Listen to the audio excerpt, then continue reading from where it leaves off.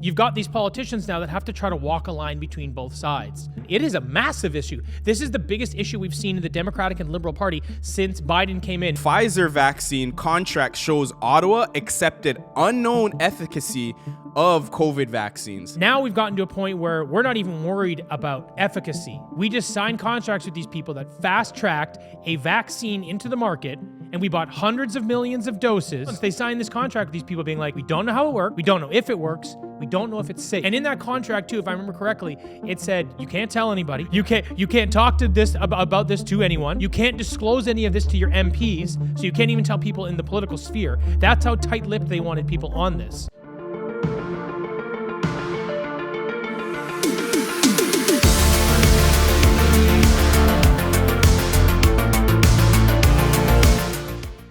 Hey everybody, welcome to the Blendr Report, where news meets rational thinking. I'm your host, Jonathan Harvey, and this is your co-host, Aaron Cole. What's up, everybody? Before we get into it, I will just ask everybody nicely to please subscribe, like, and leave a comment. You can follow us on YouTube, Spotify, and if you like, you can get a little more news by signing up for our newsletter at blendrnews.com. So that's a newsletter that I put out 6 days a week. It takes a lot of effort, but it is a more comprehensive look than what we give you in the podcast. So if you're interested, head on over there and sign up.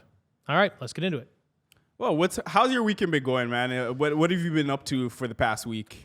Man, my life is just so busy. All I do is work. But I like it. Like, I'm one of those people that I really enjoy the things that I do. And this news network has just been consuming probably 16 hours a day of my life, which is wild. Grind is real. It's, you know, in other more personal news, it was my dog's birthday yesterday. He's 8 years old, so I gave him chicken and rice for 2 meals, and then shared some fried chicken with him later during like kind of the evening, you know?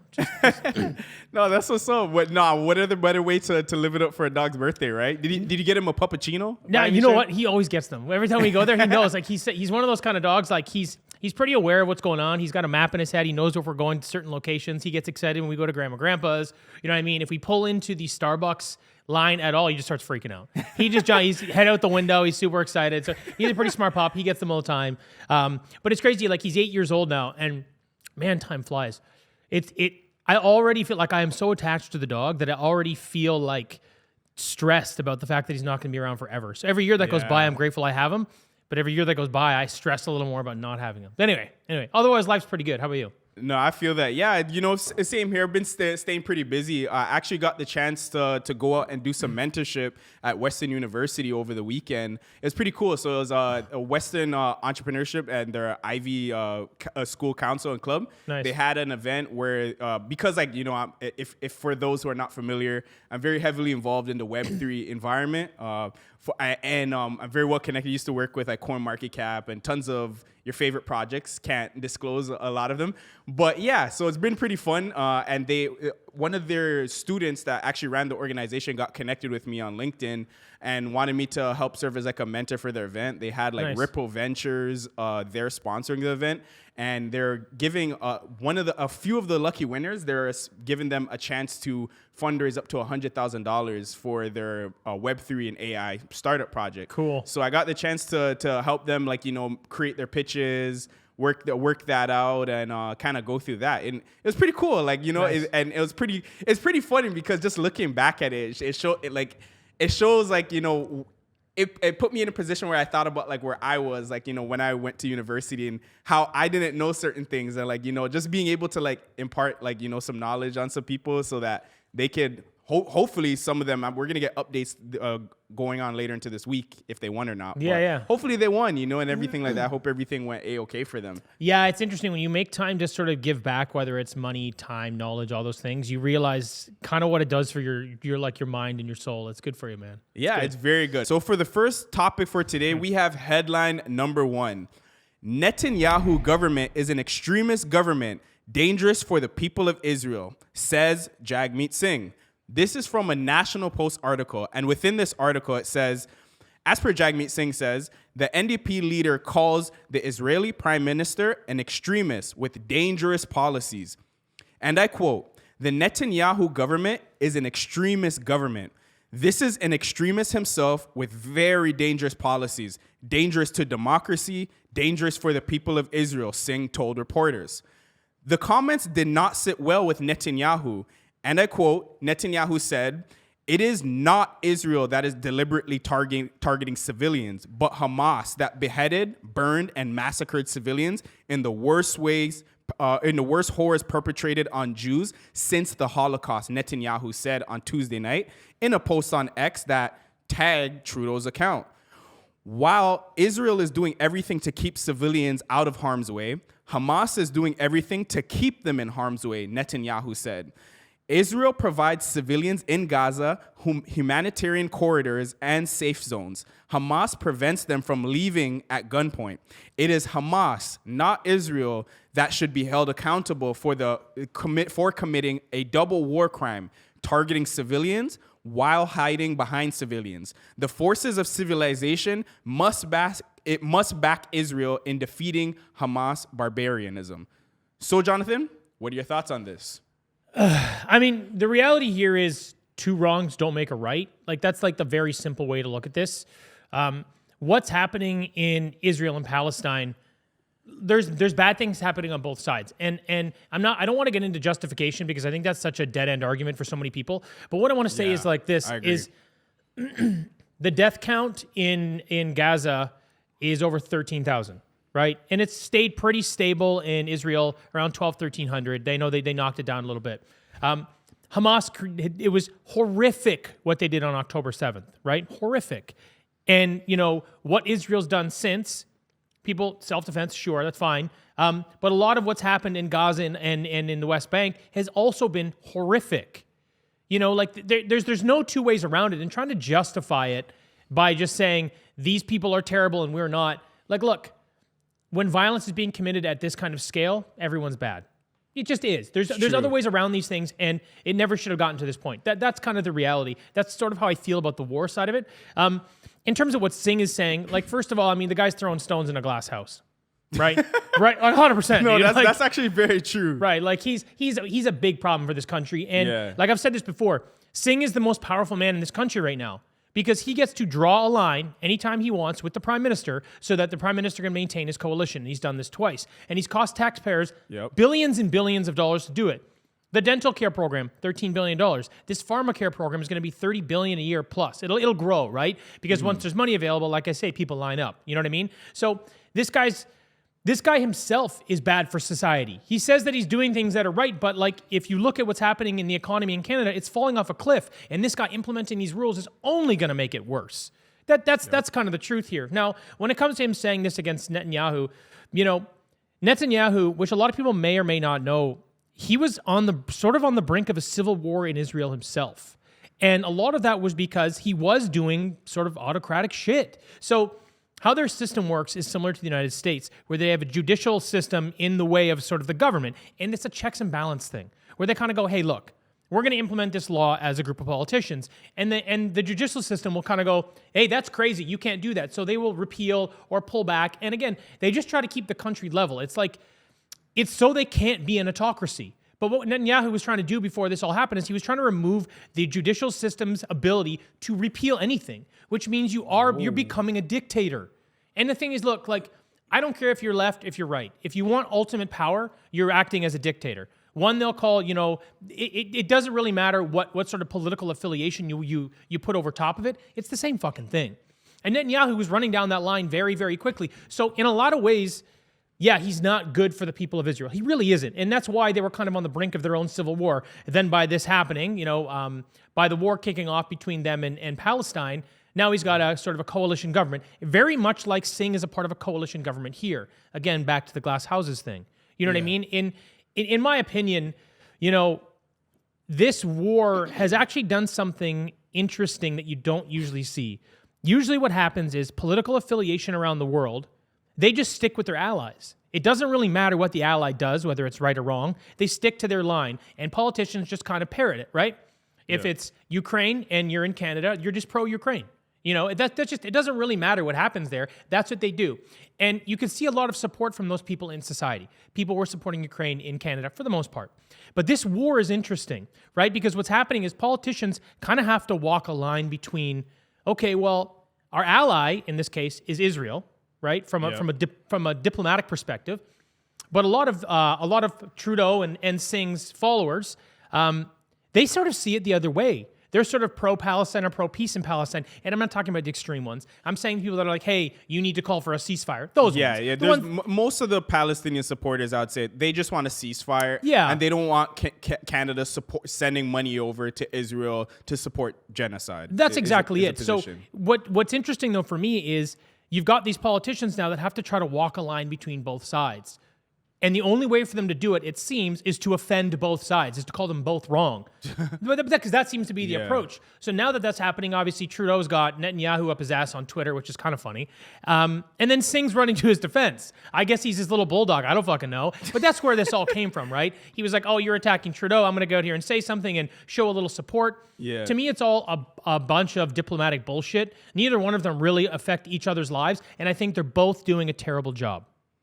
Yeah, it's sad what's going on, and if you really like put it all together, they're playing the political game. I don't think that they actually particularly care about what's going on there at that moment. They're just trying to do whatever they got to do to remain in power, and if they have to toe that line of, you know, hey, I want to say the least offensive thing to my supporters while also not offending my political allies worldwide, they're going to do it. You know what I mean? And this is kind of the tightrope game that they're playing, and it doesn't really serve anyone because your political allies are going to look at you stupidly and your supporters are just going to be angry. But the real question is, what it comes down to is like, is this going to be the wedge issue going into the next election as to what people are going to remember and vote against certain politicians, whether it's for or against? Like, you know, do you think that this is going to be an issue going into the next election and people kind of hold that over both Jagmeet and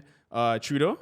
So I think Jagmeet is sort of in a safe space, and I'll tell you why. Because he is going to continue to be the minority, right? So I think he's sort of in this position now where the NDP are more powerful than they've been in a long time because they're creating this coalition government. And he doesn't have enough votes really to worry too much. So as long as he's able to keep himself in the driver's seat, which he'll say, hey guys, I got this coalition government going for us. Without me, it's gone. Yeah. So he'll stay in power. So the NDP is kind of this thing where they're a little bit under the radar. To me, it's a throwaway vote. Sorry, it's a fucking throwaway vote. I agree. But that being said, I don't want there to be a two-party system in Canada either. So I can respect that it's here, but it is a toss-away, right? So for him, I don't think it's a huge issue.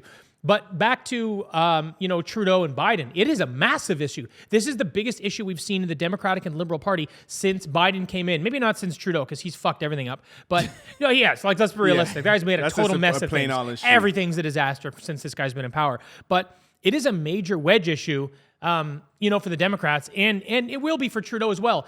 You know, to your question about will it become an issue come election time, it really depends how long this war goes on, right? So there are all these little things. Like I often say that politicians leave things on the shelves and they pull them down when they need to use them as weapons, right? And in this case, if this is still going on and there's no real way to sort of rally your troops. Now, the Republicans all seem to be on the same side for the most part. It's really the Democrats, the Liberals that are divided here. If there's no way to tie them all together and rally them, and this war is still going on, this very much could be a wedge issue. This really, really could be. But here's the thing that's interesting. The wedge issue won't push them towards being Republican or conservative because Republicans and conservatives are pro-Israel, whereas the wedge exists because of pro-Palestine, right? So the funny thing is, it's almost like they could be null votes. I don't know where they're going to go or what they're going to do because there's nowhere to go when that wedge divides you because you don't really have the support from anyone else. NDP is a dead vote, like I said, and the conservatives and the Republicans are pro-Israel. So where do you go if you're upset? So it's this weird sort of, I don't know how it's going to come into play. I mean, if things get wrapped up before the election, then it's not really going to be an issue because as long as the Republicans or the Democrats or Liberals, wherever, Canada, US, as long as they've got, 8 to 12 weeks before the election, they can pull off and weaponize all sorts of different policy at any time, really, right? Smear the other opponents. And now they're using these things about being like, oh, there's deep fakes and all this other stuff and misinformation. So there's all these tools they have. They may be able to move that along. But I'm not really 100% sure. But yeah, if this bleeds into election season next year, it certainly could play a role. However, like I said, given that there's really nowhere for the opposition to go vote instead, not really sure it's going to make a huge difference. That's true. I think we're going to see a lot more no votes going on, especially with the U.S. Election coming up soon. I think there's going to be way more no votes because people just can't bring themselves to voting for in down south. I just think that if they were so anti-Trump, like, they're just on the never Trump train forever. So, maybe that's going to help be beneficial towards the Republicans in that regard, because then there's less voter turnout, which they got like a record voter turnout in the last election just because of how much people hated Trump. It was more of like an anti-vote than an actual vote for Biden during that time. And then for us here, but me personally thinking, like, I don't think this war is going to really end anytime soon. I think it's going to be dragged out a lot longer than we really think. Yeah. This has been if you really think about it, it's been a Cold War since like 1948, since the Al Nakba. Hot and cold. It's hot and cold, and it's been going on progressively throughout the years. So I don't think this is going to end anytime particularly soon. Maybe it might end in terms of like being so hot in the news cycle. Yeah. But I think this is hopefully going to be something that, not the war being good in itself, but I'm saying like this is maybe something that people keep in their mind when it comes time to go to the poll. But that's just my opinion. We'll see. I'm not sure how people are going to take it going forward, though. Well, so there's one other thing I would say. There is the opportunity to vote for RFK Jr. in the States. So as an independent, but who is our RFK Jr. over here, though? No. It's PPC. We don't have. No. We don't have one. Well, here's the truth. In Canada, you have to vote conservative. You have to be able to put this issue. I'm serious. Yeah. You have to be able to put the issue between Israel and Palestine aside, and you have to worry about your own country first in this particular case, because what Trudeau has done to this country has been so bad across across everything, all policy, everything you're looking at. It doesn't matter what you point at. This man has lit it on fire. You need a conservative government to come in and repeal and fix these things. And when you see Jagmeet Singh doing things like forcing him to spend $13 billion on dental care or forcing him to spend $30 billion a year on pharmacare, that's not what Canada needs right now. That's not going to fix it. It's just going to make it fucking worse. So that is the only solution in Canada. I don't care if you're conservative or traditionally, Democratic or liberal. Conservatives are traditional Democrats these days. Anyway, so Canada is what it is. It's fairly moderate in a lot of issues. Yeah, now. I feel like you don't really have a choice. But in the U.S., you may see people pushing towards RFK Jr., which would be really interesting. I mean, I would like to see him have a chance to run the country. I think he would make a big difference. Yeah. However, my concerns are that, and I say this loosely, the deep state would have so much control that he may just be the next Kennedy in line to never make it. So. Yeah, well, wishing him Godspeed. Hopefully it doesn't get to that point. But we'll see how things develop. We're definitely going to stay on top of that and keep you guys updated with that. So with that being said, let's move on to the next topic for today. So for the next topic, we have headline number 2. Biden invokes wartime powers to fund electric heaters as he cracks down on gas appliances. This is based on a Fox News article. And within this article, it states that the American Gas Association says wartime law is being used as an instrument to advance a policy agenda contradictory to our nation's strong energy position. In a joint statement with the White House, the Department of Energy, also known as the DOE, said that the federal government would award a historic $169 million for 9 projects across 15 sites nationwide in an effort to accelerate electric heat pump manufacturing. The significant level of funding was made possible after Biden utilized the 1950 Defense Production Act, also known as the DPA, to increase the domestic production of green energy technologies.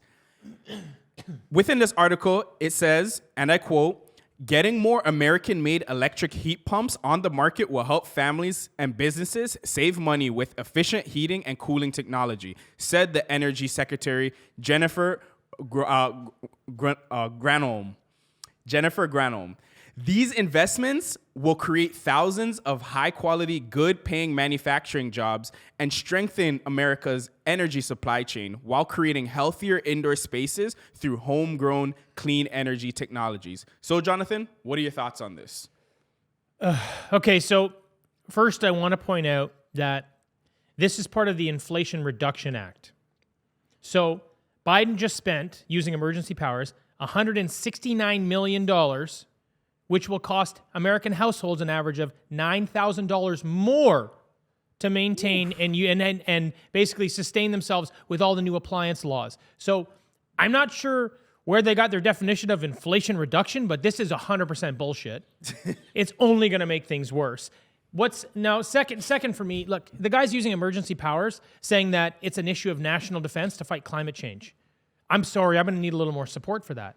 I just do. You know, this guy can just press. So what's happened around the world that I've seen since COVID is a lot of these governments are utilizing emergency powers because what it does is it gives them a blanket to do whatever they want and nothing can really stop them. They basically they walk into this new space. Instead of being able to do 2 out of 10 things, they can do 8 out of 10 without asking anybody.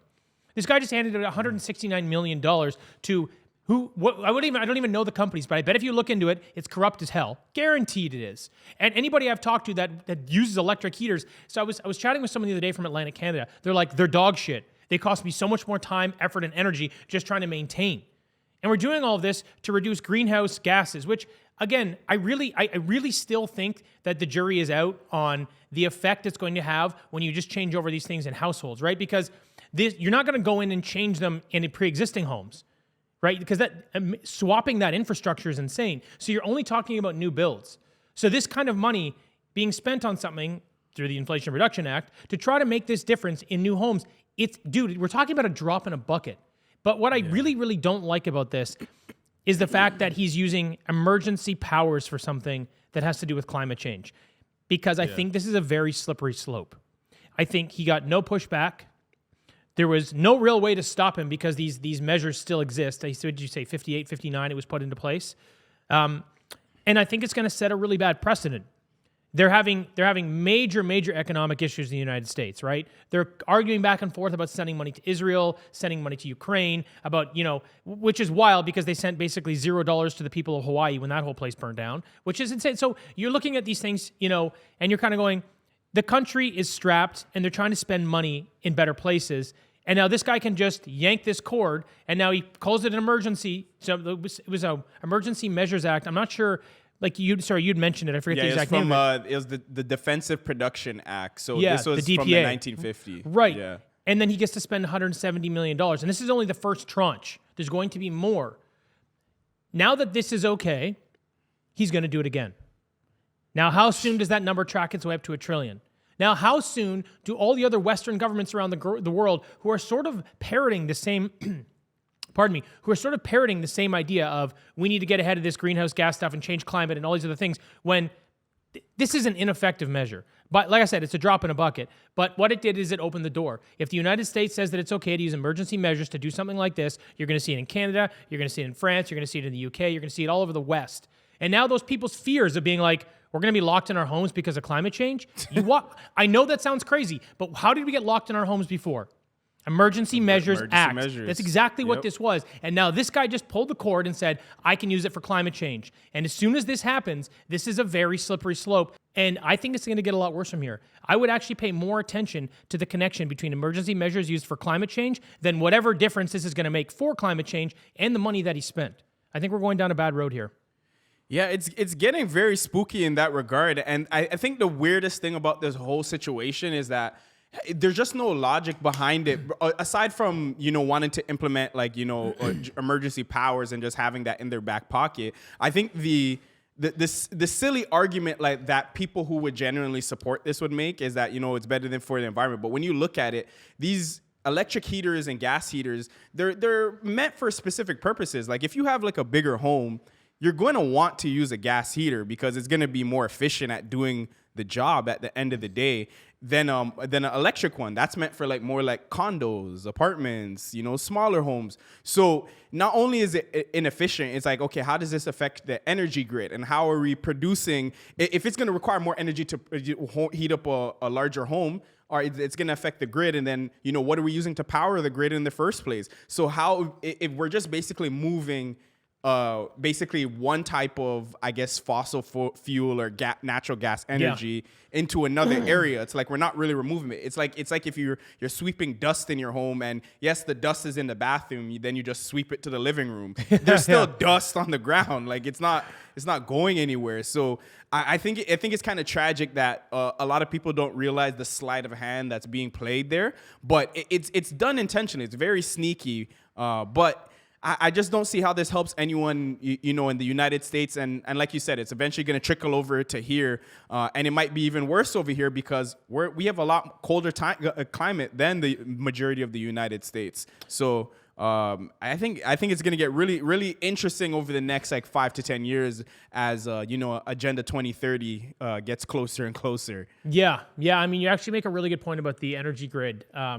They've already raised major concerns about trying to go full EV by 2035, you know? Yeah. And like you said, when they keep shifting things away from fossil fuels just to put more stress on the energy grid, and here's how they're powering the energy grid. Yeah, I mean, the whole thing is preposterous, and it seems like instead of thinking about how to run a country for the long-term benefit of the citizens, they're like, how can we do something today so that we look good, regardless of what kind of damage that causes down the road? Yeah. And when you think about it, it's almost as if they're creating problems for themselves to fix later. And that seems to be like a consistent government thing, right? They create the problem, then they create the solution. We're here to save you. And this sounds exactly like the same thing. They're stressing out they're just going to put so much stress on the energy grid that they're going to have to find some sort of workaround there. And some sort, like in Europe, they're using coal again.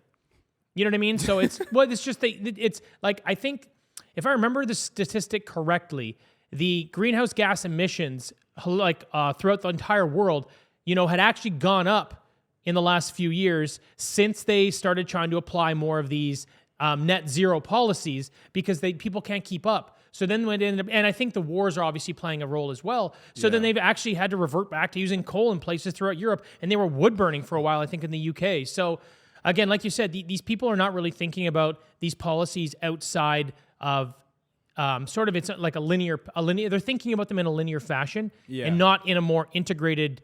You know, not using a more integrated thought process, which is really how they play out. So I totally agree with you. All around, this is a bad idea. Yeah, I totally agree. But man, it's just really worrying to me because anytime I hear that word emergency power, I see like warplanes in my head, and it's just what defines an emergency? Like there's a lot of things that can be used as an emergency now, and I think the next biggest thing going into, you know, the next couple of years is, you know, what truly is an emergency? Like, how do we define it? What is it specifically? Because now it's getting into a boy who cried wolf territories, right? So I think creating a definition around that, especially, and keeping it less ambiguous is hopefully a way to keep politicians in check, right? Yeah, here's the problem. They make the rules, so that's not going to happen. That's a good point. That's a good point. So with that being said, then, on to the next topic for today. So for headline number 3, we have Pfizer vaccine contract shows Ottawa accepted unknown efficacy of COVID vaccines. This is from an Epic Times article, and within this article, it says that the contract says the purchaser acknowledged the efficacy and adverse effects of the vaccine were not currently known. And I quote, the federal government accepted the unknown long-term safety and efficacy of the COVID-19 vaccines when it signed a contract with Pfizer for millions of doses, according to a recent released copy of the document.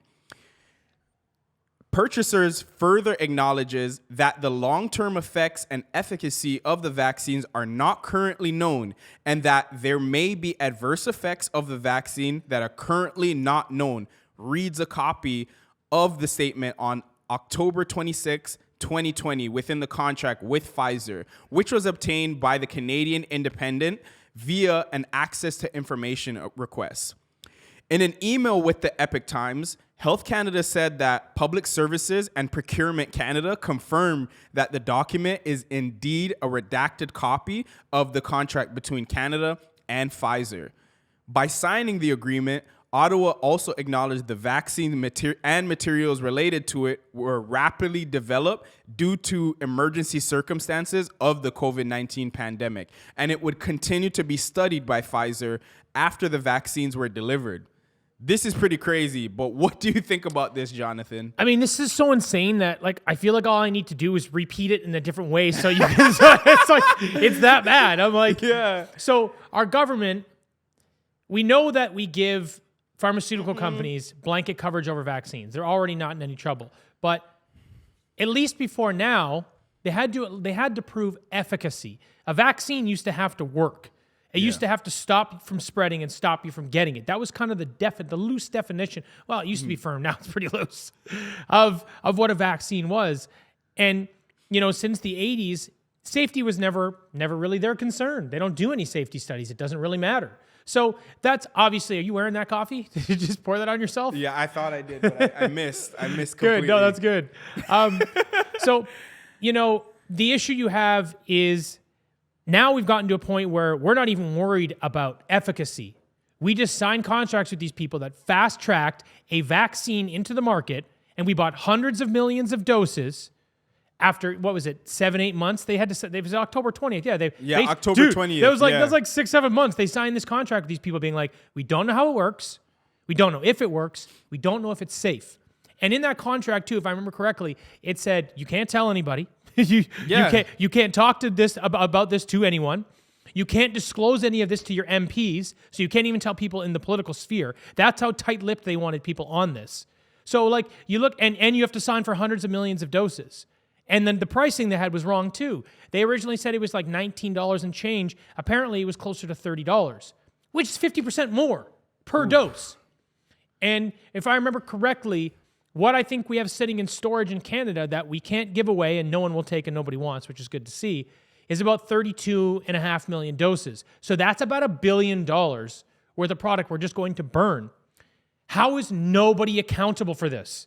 First of all, how are we signing contracts with these companies when they don't have to guarantee safety or efficacy of the product at all? Not to mention how bad it is for people. Forget it's safe. Like it's man. Let's just imagine it works. Yeah, but hypothetically. But it doesn't. And they admittedly said we don't even know if it works, but you're signing the line anyway.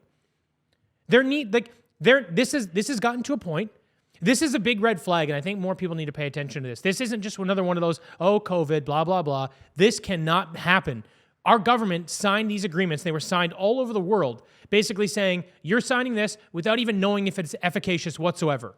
That is fucking insane. That is beyond. That just tells you now that pharma runs the world. That's what that means. That's insane to me. How much money is changing hands? How much money is going to these governments and these people that are in power that have been elected to keep us safe and do the right thing? Because there's no way that this happened without tens of millions of dollars going to these people. Because they know when they sign that thing, they know that there are adverse events from vaccines. That's a reality. Everyone knows that. I don't care if people want to deny it. It's a fact, right? And we know there's a corollary effect with a lot of these young kids and the volume of vaccines they're now taking in childhood. It's very easy information to find. So you know this data exists. And now they want you to sign this thing here saying we don't know if it's safe, we don't know if it works, and your whole country's got to take several of these doses. And you can't tell a single soul about what's in this contract. That is so crooked. Dude. It's really criminal. This signals such a massive amount of corruption in the Western world right now. This cannot be let go. This is one of those things that I'm actually going to take and I'm going to go do an off the cuff on it. Which are not off the cuff anymore, by the way, obviously. So I'm going to have to do more research on this and I have to lay this out for people. I have to put some more information down. This is so bad. I do not want to talk about COVID anymore. This is such a red flag. If we allow our government to continue signing these things and continue accepting these things that are not helping anybody, only making it worse, only harming people.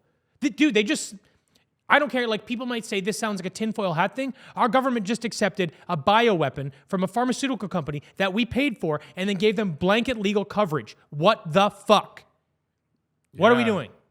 No, it's pretty wild. And the craziest part is like, I'm pretty sure there's tons of people who are watching at the moment and listening who have been having these discussions with family members and they were calling them crazy. Where did you see these reports? And it's not true. And that they like, there was a lot of people that were ride or die. 100%. People were getting Pfizer tattoos. Yeah, but you know what's funny? Just the other day around this block here, I literally saw someone with a Pfizer what those varsity jacket? No, dude. Yo, he had a dude. We had a whole Pfizer influencer. That is so 2021, bro. Like, what are you doing? I'm not gonna lie, the jacket did look good. Don't give me that. Don't give me that. Don't give me that. Don't give me that. Don't give me that. But it's crazy how many people. I remember I even had some of my friends going around like they were making like influencer style videos of them going and getting their shots at a strip club. like you know, like they had a clinic at a strip club. That's so And tight. it was when I saw that, I was like, what is going on here? Like Oh my this, it was the God. wildest thing I seen.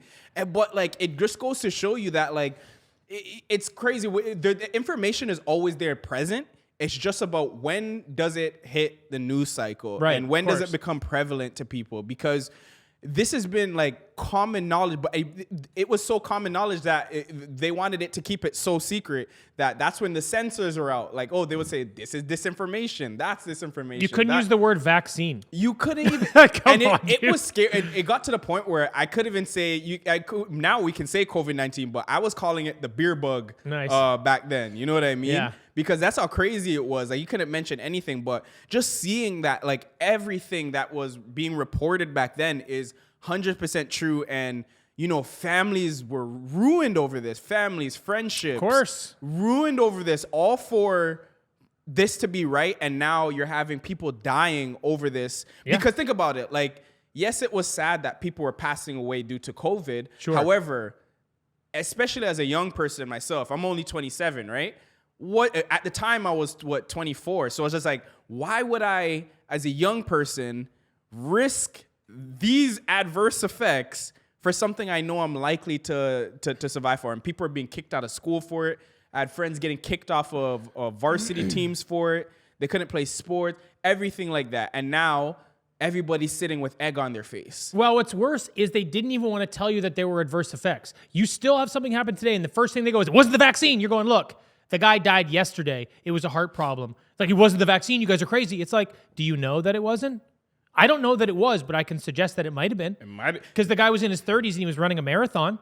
Yep. So maybe it was. And you're just like, no, it wasn't. You're crazy. Hey, guys, just face the facts that it's a reality. It is an admitted adverse event at this time. Yeah. And what's frustrating for me, too, is you see the same thing with pregnant women. They're like, it's perfectly safe. You need to get it.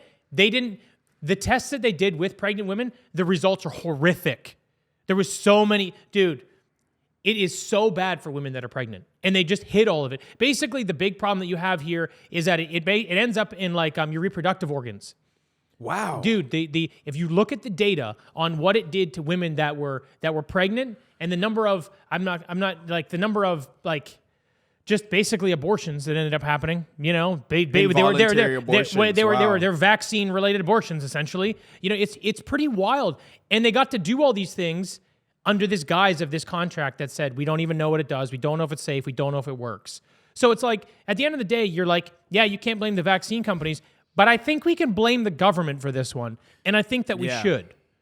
And the funny part is like, I think there was going around, there was a fund I think Canada set apart. I think it was like some super small fund. It was like 30 or 40, $50 million, where if you had an adverse effect, then maybe you could get paid out. Not even if you did. So, because I think a lot of these people who suffered adverse events, like, they're still not being paid out. I think a lot of them aren't, but I will double check on that. But I can't remember what the exact total number of the fund was, but they had a fund for it. It was insignificant. You're correct. It was not very big. small compared to the type of effects that could happen. But I think the one thing that just really gets me worried about like that entire situation is just the effects on the youth. Like there was a lot of high schoolers that were forced to get this. Like, imagine what this is gonna do to their life when they turn 30, when they turn 40, stuff like that. And we're already starting to see new commercials. They're coming out and making commercials of like of kids having heart attacks and saying, oh, this is how you can prevent, this is how you can prepare from now.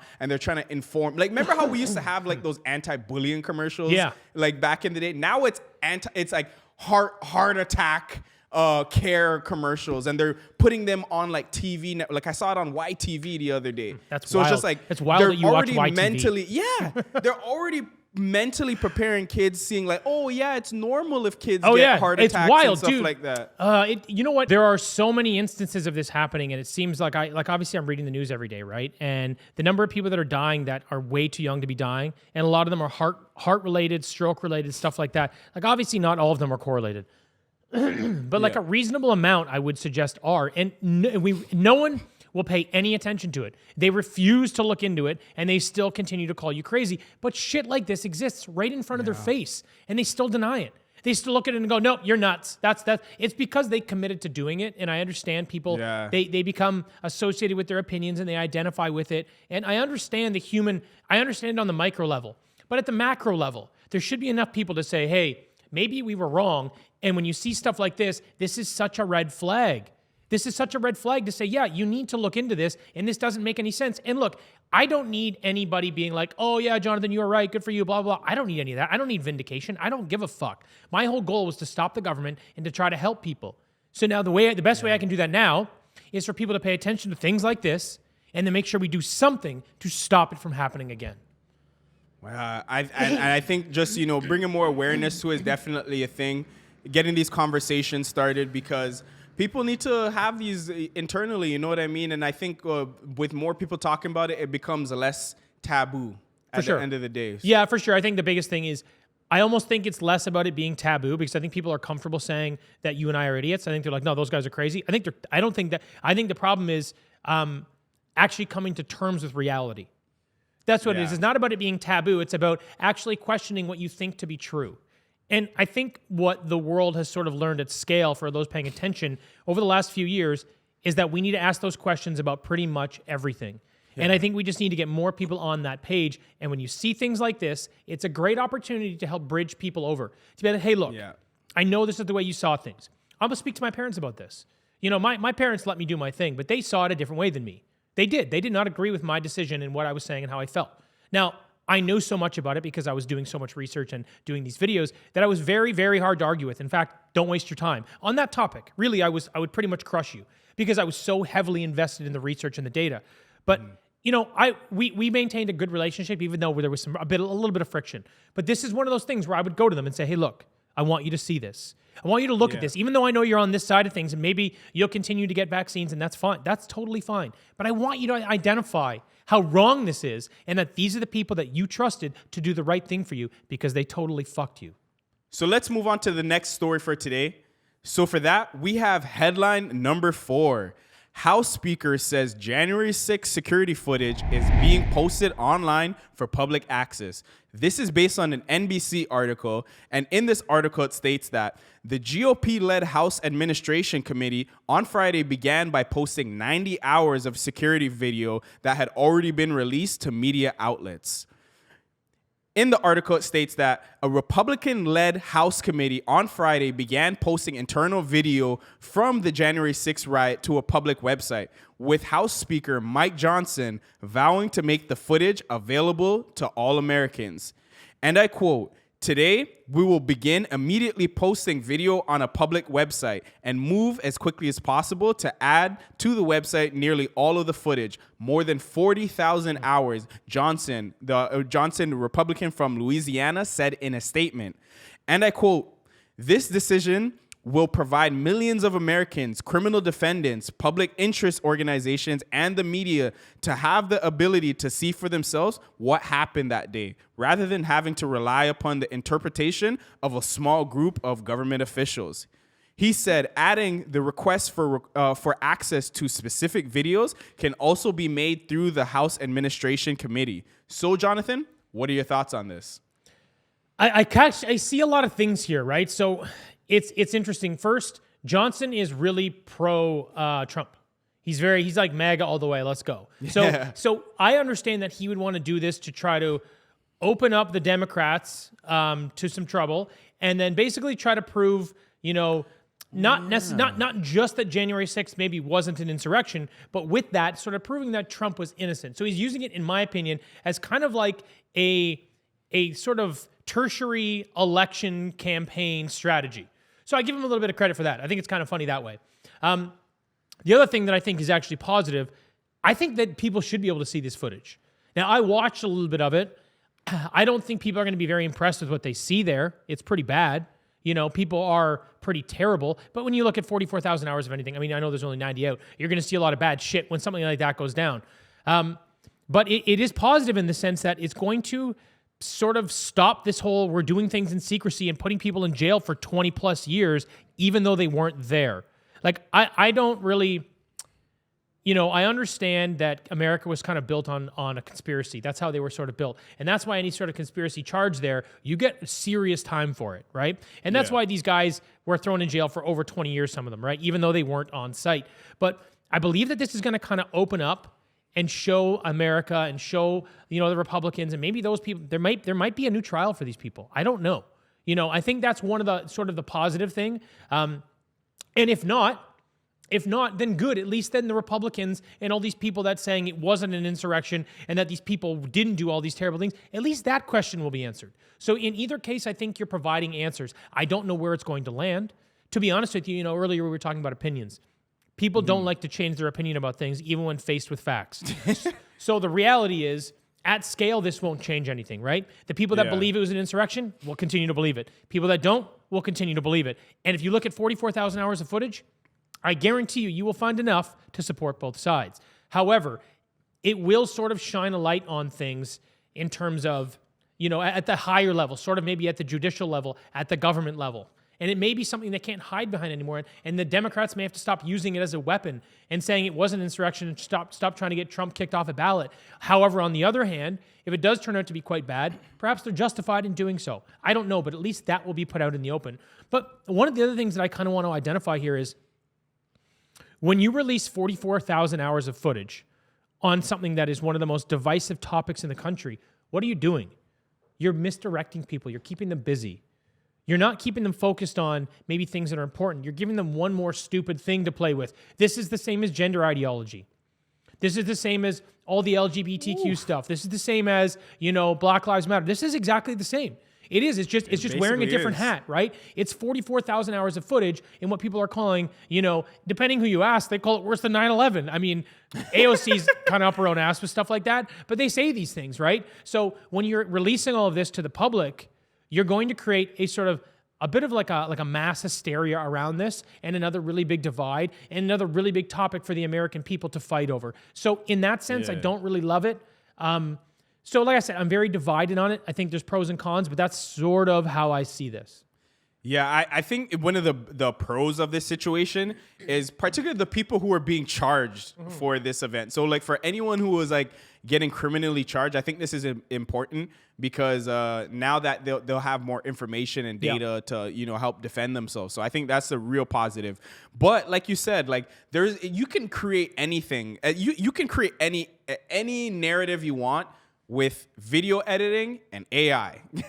Well, yeah. So them releasing this imagery is just going to be, it's just going to be a field day for trolls, essentially, because I don't think it's necessarily going to help change any opinions. It's just going to help people create some funny content online that's going to push either a narrative or, maybe just be for fun. But I don't think it's going to really do anything because all conservatives are going to do is just complain online, and then all the people on the left are going to do is just say, see, look at this, look at this. And it's not going to really lead to any new solutions. It's not going to change any minds, but I think we will get a lot of cool content out of this. But it's going to be pretty wild what comes out of it, especially with the shaman or whatever that guy is. Yeah.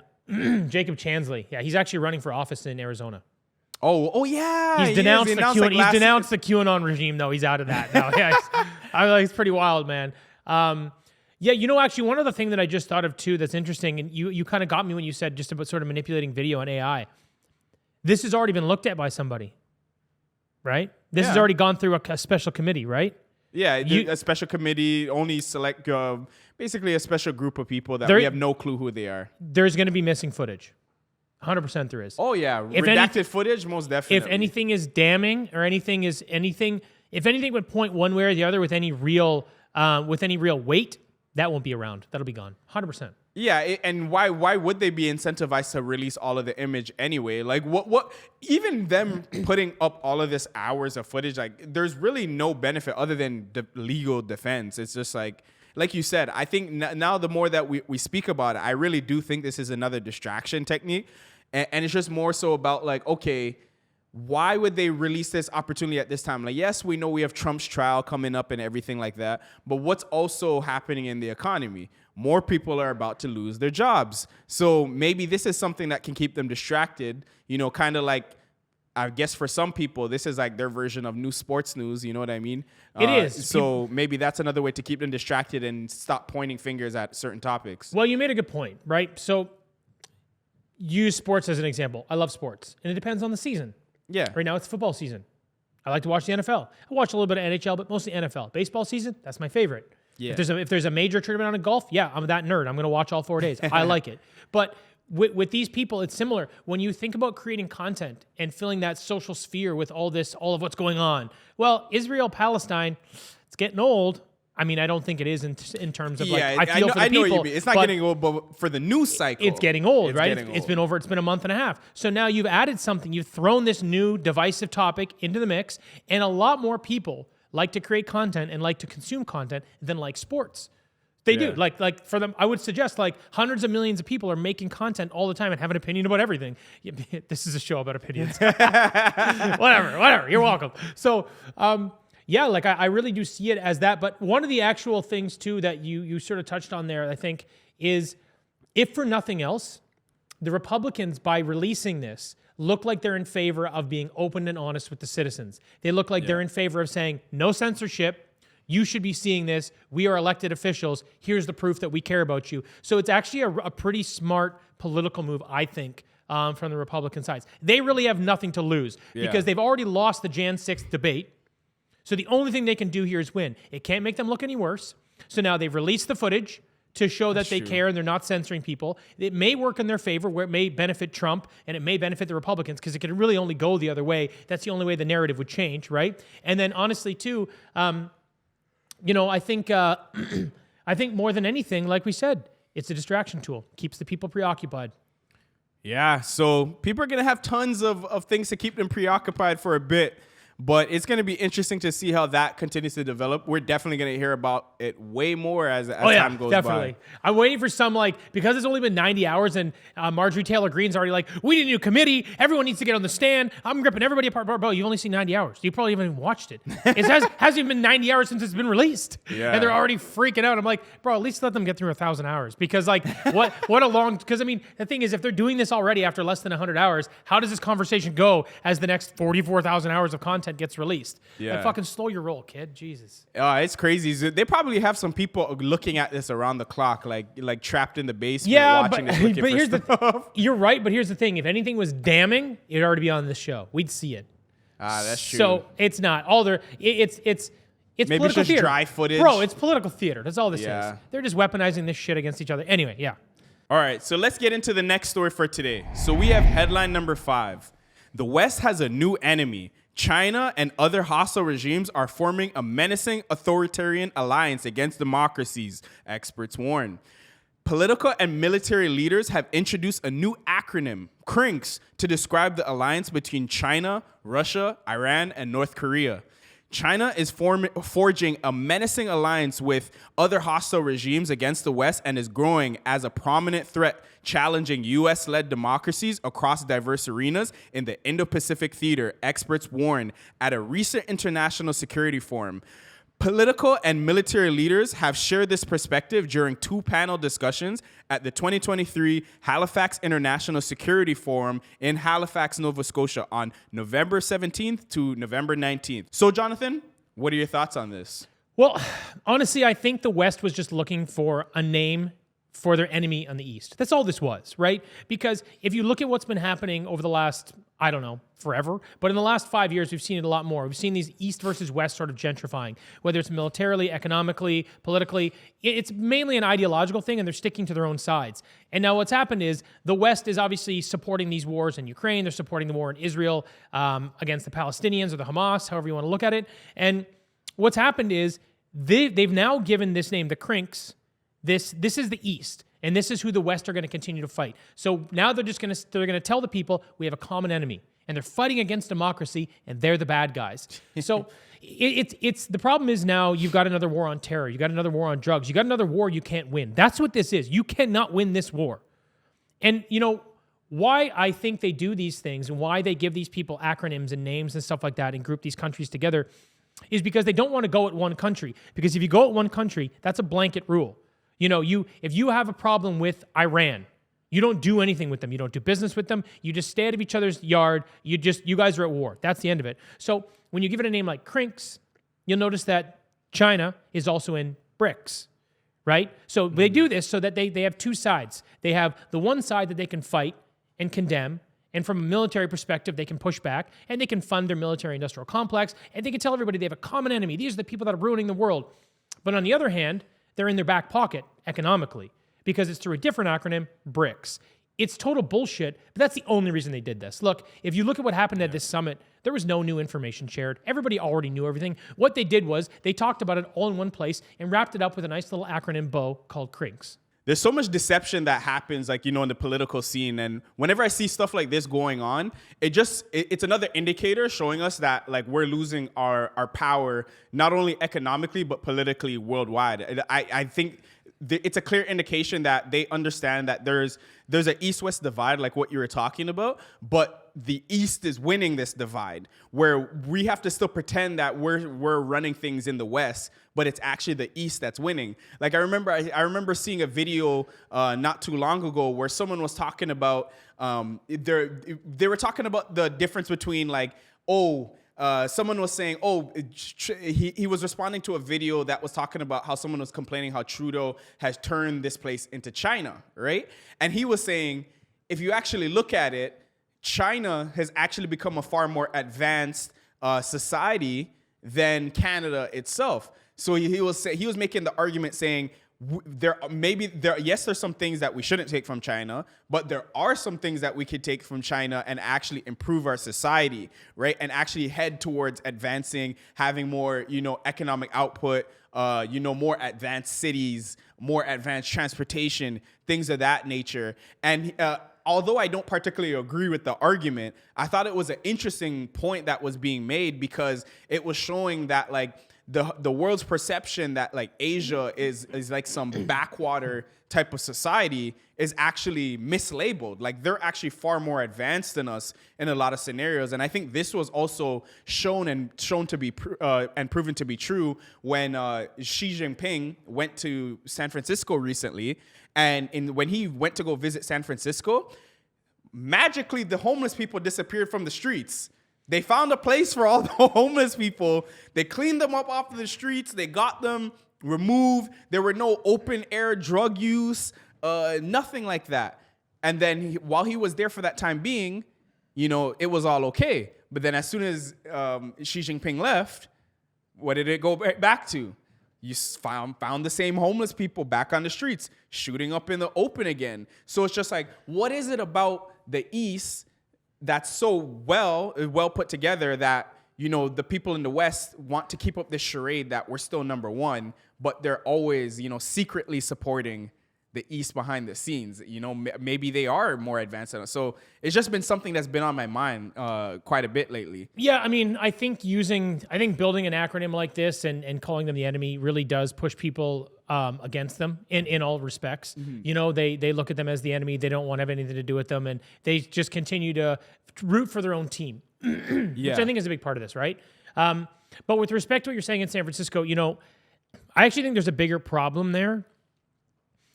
San Francisco allowed their city to fall apart. They allowed all the major retailers to leave. They allowed entrepreneurs to have to close all their doors. No one feels safe in the city. It's overrun by drug use and crime and all this other stuff. That's what's happening. It's like this weird melting pot experiment, right? Yeah. But the moment that you're going to have Xi Jinping there, in 2 weeks, everything's cleaned up. Which means they could have done this the entire time. Like, people should be even more pissed off with the government in California and in San Francisco now than they've ever been, because they just showed you that for the leader of China, they can clean that city up in 2 weeks. So that means all of the casualties of all the businesses and all the crime and all the bullshit that they're letting happen there, they're letting happen on purpose. That's what it means, because they can effectively take care of this in literally no time. So that's one thing I think that's a bit of a side note, but I think they should be really quite upset about this. But back to this other thing, sort of about this China, Russia, Iran, and North Korea alliance that are now the enemy of the West. Look, the problem with stuff like this is that these wars don't end. You now have a common enemy, and you don't know how long it's going to last, but you know it's going to continue. It's no longer about fighting Russia till they deal with Ukraine. Now they're a part of this. Now they're part of the new axis of evil. That's what they're doing. It's an ideology. We're not fighting a... That's exactly it. And they do these things. It's propaganda. Because you're going to continue to fight these wars on separate fronts, and you're not going to fight them as one group. You're not going to. But now that you've labeled them as one group, now you've got this propaganda tool to convince all the people at home that anything you have to do against these people is worth breaking the rules for, spending all your money on, and making sure that we can maintain our democracy, if that's what you even want to call this anymore. So all it is a tool they're using, unfortunately, to just continue brainwashing citizens at home. That's really what it is. Totally, and I feel that. Well, that's all I pretty much have for today. What about you, Jonathan? That's it. Like I said, like and subscribe. Come see me on that newsletter, man. I'm putting so much work into it. It's at blendrnews.com. I would appreciate to have you there. Otherwise, that's it. Thanks for listening, and bye, everybody. See ya.